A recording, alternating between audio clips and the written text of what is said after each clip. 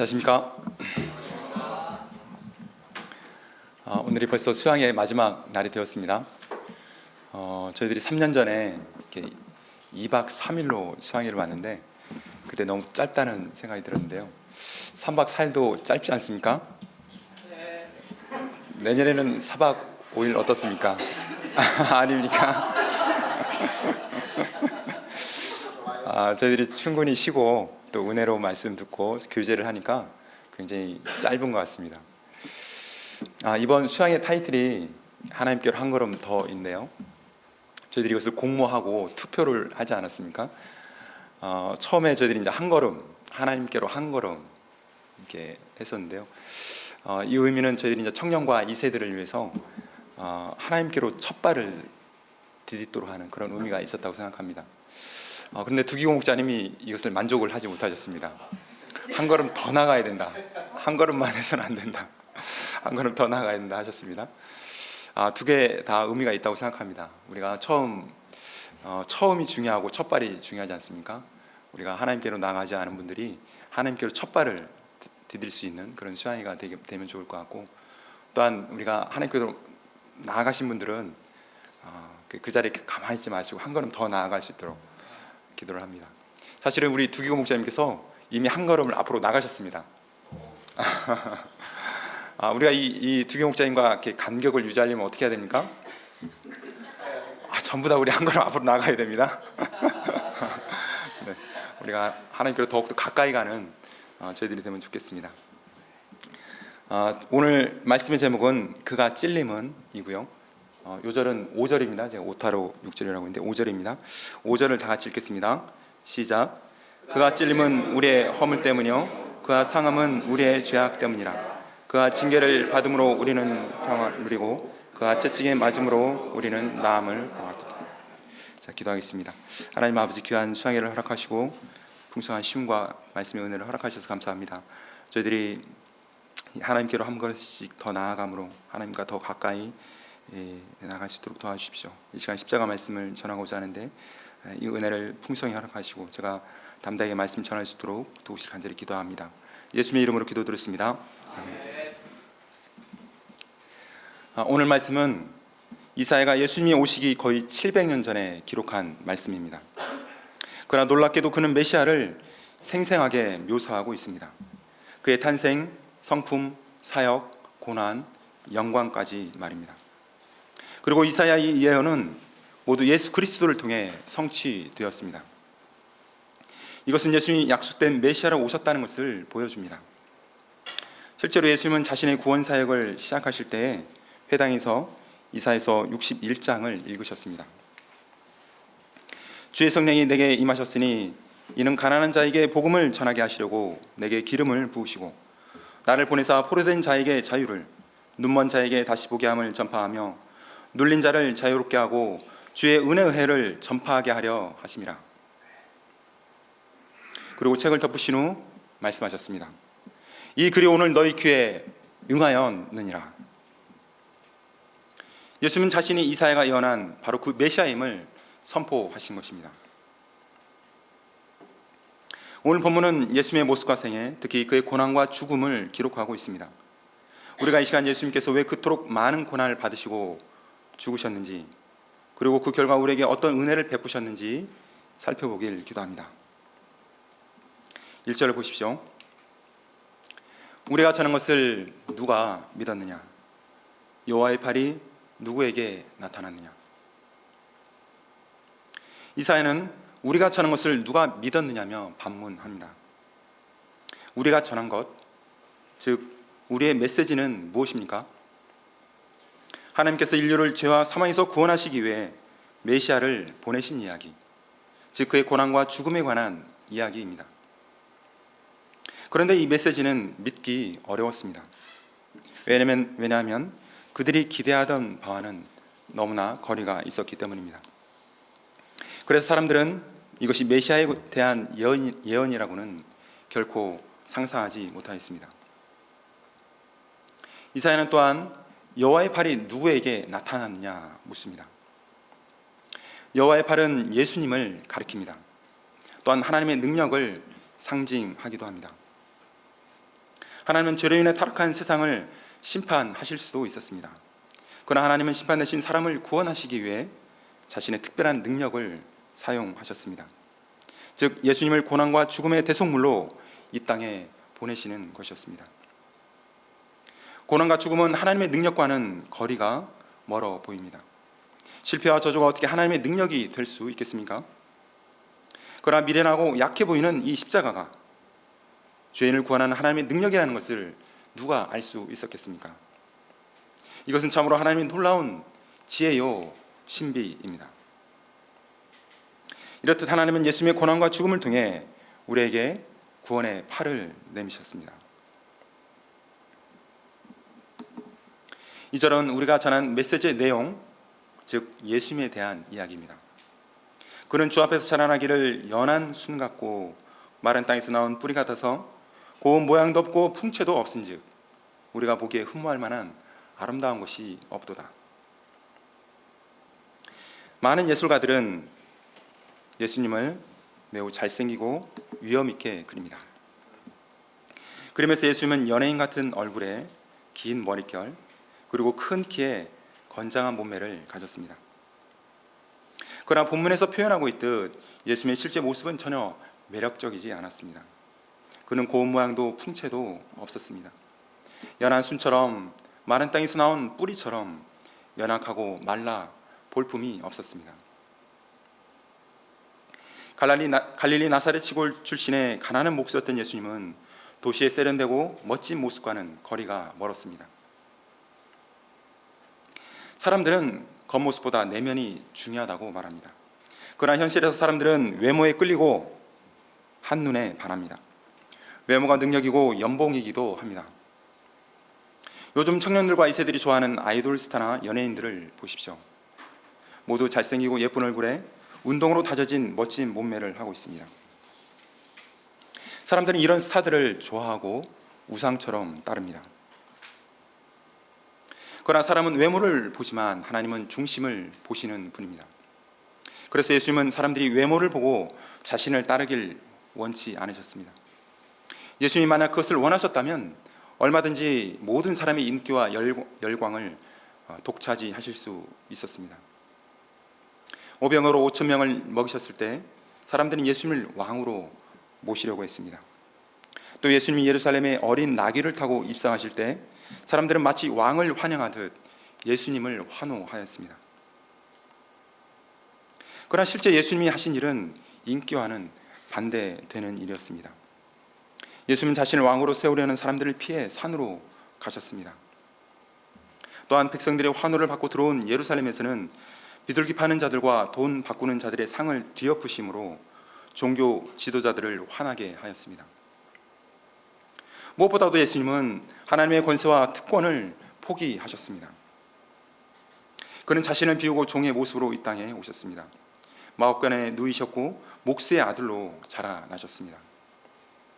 무시받고 소외된 죄인들의 친구가 되신 반면 종교 지도자들의 죄는 공개적으로 지적하셨습니다. 이런 예수님은 결국 인기가 아닌 멸시와 조롱을 받으셨습니다. 3절을 보십시오. 그는 멸시를 받아 사람들에게 버림받았으며 간고를 많이 겪었으며 질고를 아는 자라. 마치 사람들이 그에게서 얼굴을 가리는 것 같이 멸시를 당하였고 우리도 그를 귀히 여기지 아니하였도다. 예수님은 간고를 많이 겪었으며 질고를 아셨습니다. 간고란 가난의 고통, 질고란 질병의 고통을 의미합니다. 영어로는 A man of sorrows and familiar with suffering으로 표현하고 있습니다. 예수님은 슬픔의 사람이셨고 고통에 익숙하셨습니다. 가난과 멸시 속에 사는 사람들은 슬픔과 고통에 친숙할 수밖에 없습니다. 예수님은 이 땅에 오셔서 가난으로 인한 슬픔을 많이 겪으셨습니다. 또한 많은 질병의 고통과 마주하셨습니다. 따라서 예수님은 다른 사람들의 슬픔과 고통을 깊이 공감하셨습니다. 예수님은 5번이나 결혼한 외톨이 사마리아 여인의 목마름을 아셨습니다. 그래서 예수님은 이 여인을 만나기 위해 뜨거운 한낮의 더위를 견디며 사마리아 우물가로 가셨습니다. 그리고 너에게 말하는 내가 그라. 하시며 그 여인 안에 영원한 샘물 되시는 메시아를 선물로 주셨습니다. 예수님은 날 때부터 맹인된 사람의 슬픔과 운명주의의 고통도 보셨습니다. 예수님이 이 맹인을 위해 친히 땅에 침을 뱉어 진흙을 이겨 그의 눈에 바르셨습니다. 또한 예수님은 인생의 후회와 절망으로 세관에 앉아있는 마태를 보셨습니다. 그리고 돌이킬 수 없는 그의 인생을 향해 말씀하셨습니다. 나를 따르라. 예수님은 그의 인생을 돌이켜 예수님의 제자가 되게 하셨습니다. 예수님은 사람들을 진실히 대하셨고 그들을 깊이 공감하고 위로하셨습니다. 그러나 사람들은 오히려 이런 예수님을 멸시하고 배척하였습니다. 유대 종교 지도자들은 예수님을 세리와 죄인의 친구, 음식을 탐하는 사람, 귀신 들린 사람이라고 비난했습니다. 심지어 예수님의 고향 사람들조차도 예수님을 배척하였습니다. 예수님이 나사렛 시골 출신이라는 것을 들은 나다나엘은 이렇게 말하였습니다. 나사렛에서 무슨 선한 것이 날 수 있어? 또한 예수님이 십자가에 못 박히셨을 때 빌라도는 이렇게 패를 써서 십자가에 붙였습니다.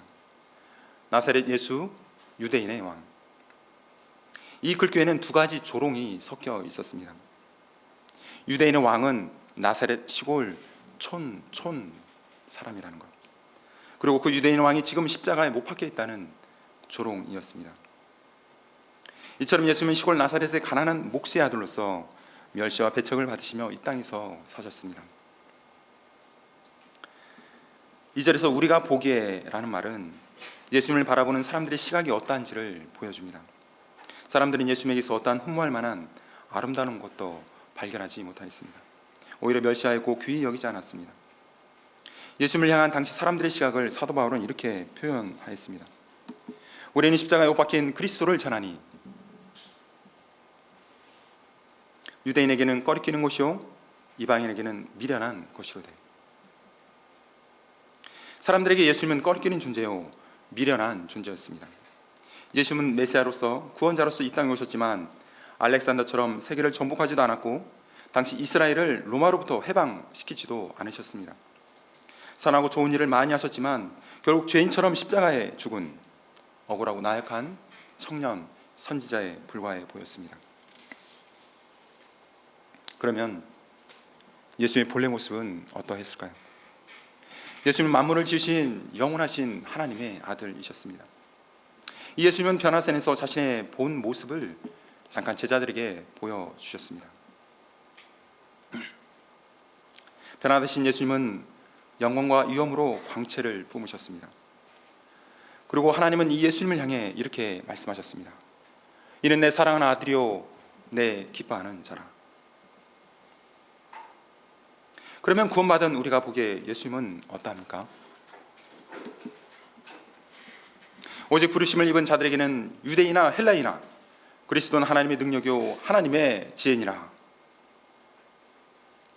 예수님은 나를 깊은 죄의 수렁에서 구원하신 주요 그리스도가 되십니다.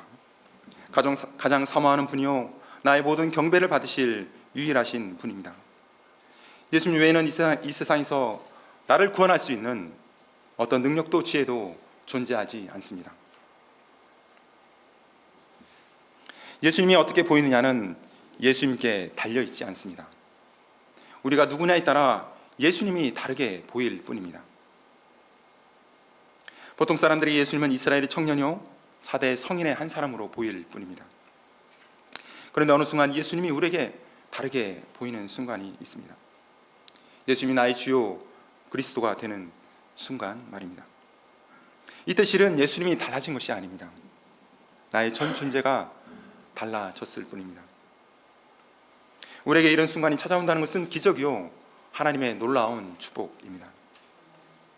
우리 모두에게 이런 순간이 왔고 또 오기를 간절히 기도합니다. 하나님여 우리의 영적인 눈을 밝히 열어 주시옵소서. 그래서 예수님 안에서 흠모할 만한 아름다운 것들을 날마다 발견케 하시길 간절히 기도합니다. 4에서 6절은 예수님의 십자가 고난과 그 의미를 기록하고 있습니다. 4절을 보십시오. 그는 실로 우리의 질고를 지고 우리의 슬픔을 당하였거늘 우리는 생각하기를 그는 징벌을 받아 하나님께 맞으며 고난을 당한다 하였노라. 예수님이 우리의 질고와 슬픔을 함께 하신 것은 우리의 질고와 슬픔을 공감하고 나누는 것 이상을 의미했습니다. 그것은 바로 우리가 마땅히 당해야 할 슬픔과 짊어져야 할 질고를 예수님이 대신 당하시고 짊어지신 것이었습니다. 세관에 앉아있다가 예수님의 부르심을 따라 제자가 된 마태는 많은 병자들을 고치신 예수님을 보며 이사야서 말씀이 떠올랐습니다. 저물매 사람들이 귀신 들린 자를 많이 데리고 예수께 오거늘 예수께서 말씀으로 귀신들을 쫓아내시고 병든 자들을 다 고치시니 이는 선자 이사야를 통하여 하신 말씀에 우리의 연약한 것을 친히 담당하시고 병을 짊어지셨도다 함을 이루려 하심이었더라. 마태는 예수님이 단지 우리를 도우신 것이 아니라 우리의 연약한 것을 친히 담당하시고 병을 대신 짊어지신 것을 깨달았습니다. 5절을 보십시오.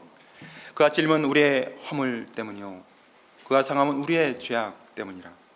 그가 징계를 받음으로 우리는 평화를 누리고 그가 채찍에 맞음으로 우리는 나음을 받았도다.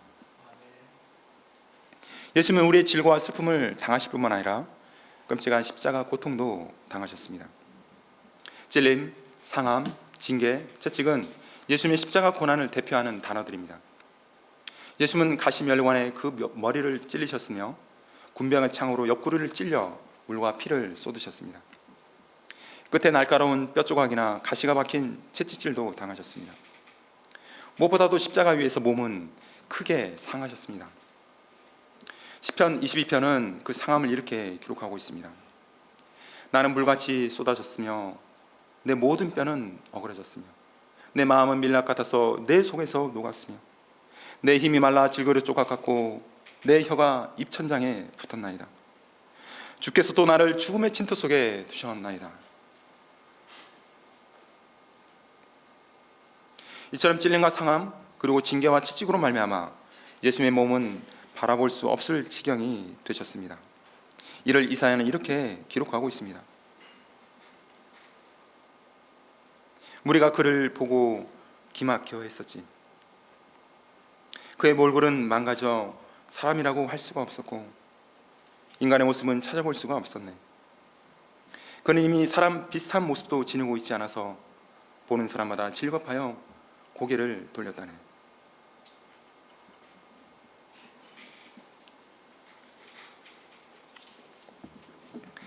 그러면 예수님은 왜 이런 고난을 당하신 것입니까? 우리의 허물 때문이요 우리의 죄악 때문입니다. 예수님은 우리가 평화를 누리도록 징계를 받으셨고 우리가 나음을 받도록 채찍에 맞으셨습니다. 6절을 보십시오. 우리는 다 양 같아서 그릇 행하여 각기 제 길로 갔거늘 여호와께서는 우리 모두의 죄악을 그에게 담당시키셨도다. 하나님은 예수님께 찔림과 상함, 징계와 채찍만 당하게 하신 것이 아니었습니다. 하나님은 우리 모두의 죄악을 그에게 담당시키셨습니다. 예수님은 죄인이 받는 징계만 당하신 것이 아니라 죄인 자체가 되신 것입니다. 하나님이 예수님께 행하신 이 일을 우리가 어떻게 이해해야 할까요? 우리가 받아야 할 모든 징계와 고난, 심지어 죄악까지 예수님께 짊어지우시고 담당시키신 것을 말입니다. 우리는 여기서 신학적으로 가장 중요한 질문에 대한 답을 찾을 수 있습니다. 어떻게 거룩하신 하나님이 죄인을 의롭다고 할 수 있습니까? 어떻게 죄인이 거룩하신 하나님 앞에 의인이 되어 지옥을 벗어나 영원한 천국에 들어갈 수 있습니까? 바로 하나님이 우리의 모든 죄와 징계를 예수님께 대신 짊어지도록 하셨기 때문입니다. 이것을 대속, 구속이라고 합니다. 이 개념을 하나님은 구약의 제사제도 안에 심어 놓으셨습니다. 하나님은 인간의 죄를 어린 양에게 전가한 후 그 어린 양을 태워드리는 제사를 드리도록 하셨습니다. 그리고 예수님은 하나님의 어린 양으로 이 땅에 오셔서 우리 모두의 죄악을 짊어지시고 십자가에 죽으셨습니다.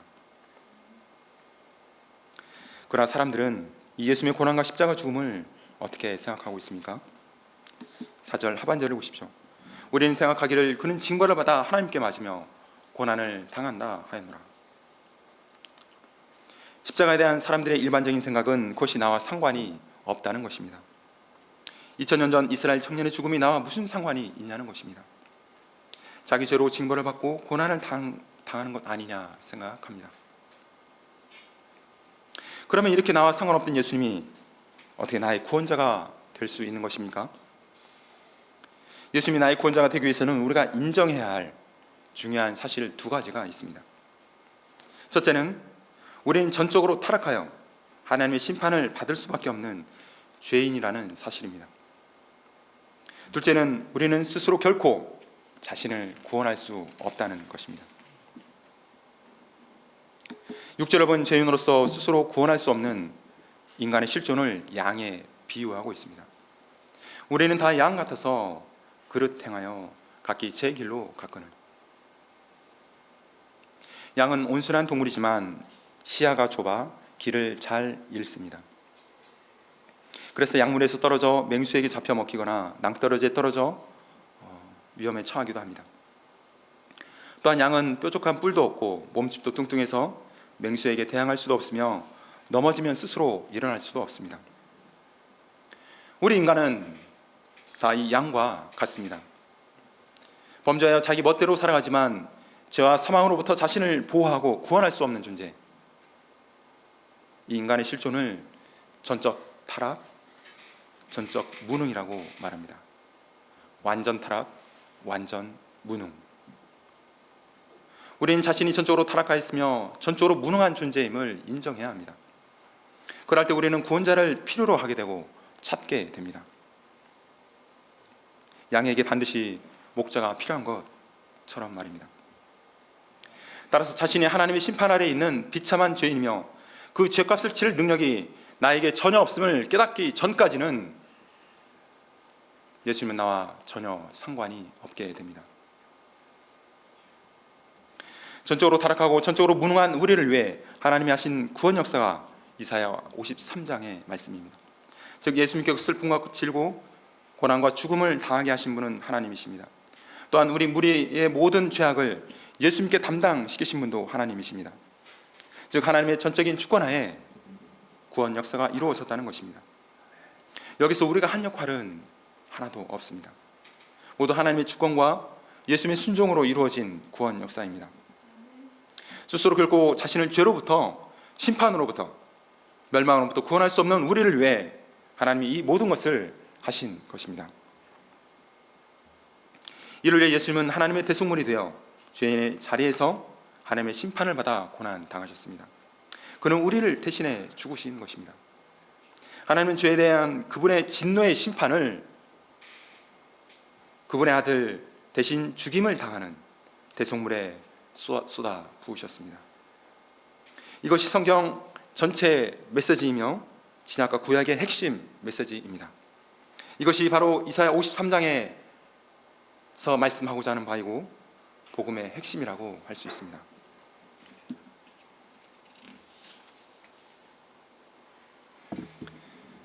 이 시간 우리를 죄로부터 구원하시기 위해 자신의 아들에게 이 모든 것을 대신 짊어지도록 하신 하나님을 생각해 보십시오. 우리를 구원하시기 위해 자신의 아들을 희생하신 하나님의 사랑이 얼마나 크고 위대한지요. 요한복음 3장 16절은 말씀합니다. 하나님이 세상을 이처럼 사랑하사 독생자를 주셨으니 이는 그를 믿는 자마다 멸망하지 않고 영생을 얻게 하려 하심이라. 또한 우리는 내가 지은 죄의 무게가 얼마나 큰지도 알 수가 있습니다. 예수님의 고난과 죽음을 통해서만이 해결될 수 있는 이 죄의 무게는 결코 가볍지가 않습니다. 우리가 치러야 할 죄의 무게가, 죄의 대가는 너무도 커서 우리는 결코 그것을 감당할 수가 없습니다. 그러나 예수님은 이 모든 죄의 무게를 친히 감당하시고 십자가를 받으셨습니다. 그리고 우리에게는 평화와 나음을 주셨습니다. 그래서 하나님이 우리에게 주신 이 평화와 나음은 값지고 소중한 것입니다. 오늘 우리가 누리는 이 함께 식사와 휴식, 그리고 사람들과 나누는 사소한 대화는 모두 하나님의 은혜입니다. 그러면 우리가 어떻게 이 은혜를 누릴 수 있습니까? 개회 메시지에서 말씀드렸듯이 우리가 청년의 때에 하나님을 기억하는 것에서부터 시작합니다. 나를 지으시고 심히 기뻐하신 하나님을 알고 믿는 것입니다. 더 나아가 내가 이 하나님을 믿지 못하고 내 뜻대로 살아온 죄인이라는 것을 인정하고 예수님이 나를 위해 십자가에 죽으셨음을 영접하는 것입니다. 그때 하나님이 성령을 통해 나를 거듭나게 하십니다. 그리고 바로 그때 우리는 하나님의 잃어버린 자에서 하나님의 자녀가 됩니다. 하나님 우리 안에 성령의 역사를 통해 자신이 죄인됨을 깨닫게 하시기를 기도합니다. 예수님이 나의 죄로 인해 십자가에 죽으셨음을 믿게 하시기를 기도합니다. 그리고 이를 통해 우리 모두가 하나님이 주시는 진정한 평화와 나음을 누리게 하시기를 간절히 기도합니다. 유대인들은 지금도 대다수가 예수님을 믿지 않으며 당연히 신약도 인정하지 않습니다. 하나님은 이런 유대인들을 위해 그들이 믿고 따르는 구약 안에 이미 복음을 기록해 놓으셨습니다. 그런 의미에서 이사야서는 4개의 복음서보다 먼저 쓰여진 첫 번째 복음서라고 할 수 있습니다. 그리고 이사야는 구약의 복음의 사도입니다. 오 놀라운 하나님의 지혜와 지식에 풍성하며 하나님이 이스라엘의 불순종으로 이방을 구원하시고 이제 마지막으로 이스라엘을 다시 회복시키실 것입니다. 그리고 바로 그때 하나님의 온 인류를 향한 구원 역사는 완성될 것입니다. 예수님의 십자가를 통해 온 인류를 죄로부터 구원하신 하나님의 놀라운 지혜와 능력에 감사와 찬양을 드립니다. 저는 초등학교 3학년 때 친구로부터 초대를 받고 교회를 다니기 시작했습니다. 그러나 대학에 들어오기까지 제가 죄인이라는 것을 깨닫지 못하였고 당연히 십자가도 알지 못하였습니다. 그런데 대학에 들어와 성경 공부를 시작하고 처음 참석한 여름 수양회에서 많은 분들의 소감을 들으며 저도 변화되고 싶다는 소원을 갖게 되었습니다. 그리고 다음 수양회에 인생 소감을 쓰면서 제가 죄인임을 발견하고 고백하게 되었습니다. 그러나 이때 제가 말하고 싶지 않은 죄는 말하지 못하였습니다. 그런데 수양회가 진행되면서 하나님이 전능하시다면 내가 죄를 숨기는 것이 가능한가 생각이 들었습니다. 그래서 소감을 통해 저의 숨은 죄들을 다시 고백하게 되었습니다. 이때 십자가 말씀 후에 다 같이 소리내어 기도하는 시간이 있었는데 저는 심한 통곡이 나왔고 예수님의 십자가가 저의 죄를 위한 것임을 깨닫게 되었습니다. 그리고 몇 년 후 저는 이사야 53장으로 수양의 메시지를 전하게 되었습니다. 그런데 마지막 리허설 때에 그가 찔림은 부분을 읽는데 갑자기 예수님이 찔리신 장면이 떠올랐습니다. 그리고 제 옆구리에 통증이 왔습니다. 매우 짧고 강렬한 통증이었습니다. 하나님이 이처럼 저의 죄인됨을 발견케 도와주셨고 십자가와 그 고난을 알도록 은혜를 주셨습니다. 하지만 제가 예수님의 십자가로만 해결할 수 있는 죄의 무게와 저를 향한 하나님의 십자가 사랑의 크기를 잘 알지 못하였습니다. 그래서 과거 본생도로 살다가 직장생활과 가정생활에서 많은 허물을 남기고 상처를 주었습니다. 최근에 저는 관악칠부에 몇 안 되는 목자님들과도 잘 지내지 못하는 것을 알게 되었습니다. 저는 남을 판단하기를 잘하고 감사할 줄 몰랐습니다. 그래서 동역자는 제가 늘 불평만 한다고 하였습니다. 저는 박효진 장로님의 강의를 통해 이것이 사탄의 살랑거림임을 알게 되었습니다. 불평하고 판단함으로 말씀을 듣지 못하고 공동체의 균열을 만드는 일들을 하고 있음을 깨닫게 되었습니다. 제가 하나님이 사랑하시고 예수님의 피로 사신 목자님들을 존경하고 사랑합니다. 다만 제가 아직 사랑할 줄 모르고 나이만 먹었지 미숙한 것을 용납해 주시길 기도합니다. 제가 목자님들과 사랑의 관계성을 잘 맺고 동역의 그릇을 잘 이루길 기도합니다. 그래서 하나님이 사랑하시는 귀한 관악칠부를 잘 섬겨나가길 기도합니다. 말씀을 정리하겠습니다. 이번 수양회를 통해 우리를 하나님께로 한 걸음 그리고 한 걸음 더 나아가게 하신 하나님을 감사합니다. 십자가가 없었다면 우리는 결코 하나님께로 한 걸음도 나아갈 수 없습니다. 그러한 우리를 하나님께로 나아가게 하신 하나님의 사랑과 예수님의 십자가 고난을 감사 찬양을 드립니다.